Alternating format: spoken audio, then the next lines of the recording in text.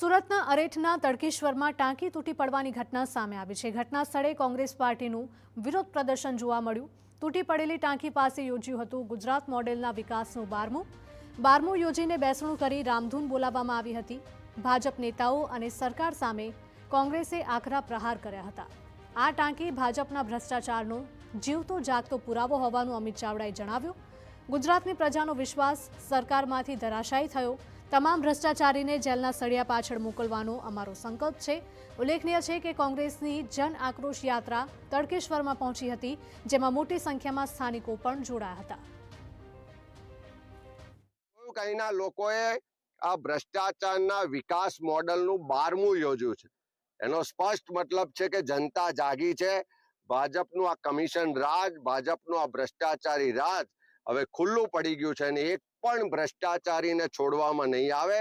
તમામ ભ્રષ્ટાચારીઓને જેલના સળિયા પાછળ મોકલવાનો આ જનાક્રોશ યાત્રાના માધ્યમથી અમારો સંકલ્પ છે। જે કોન્ટ્રાક્ટરને આ કોન્ટ્રાક્ટ મળ્યો હતો એને 1 લાખ રૂપિયા જેટલું ડોનેશન ભારતીય જનતા પાર્ટીને આપ્યું હતું અને એ ભારતીય જનતા પાર્ટીને ડોનેશન મળવાથી જ એને આ એકમાત્ર ટાંકી નહીં પણ બીજા 15 થી 17 ટાંકીનો કોન્ટ્રાક્ટ પણ એક કંપનીને મળ્યો છે। એટલે મારી તો સરકારને વિનંતી છે કે એને બ્લેકલિસ્ટ કરી દેવી જોઈએ અને જે બીજા અન્ય કોન્ટ્રાક્ટ પણ મળ્યા છે એના કામોની પણ તપાસ થવી જોઈએ।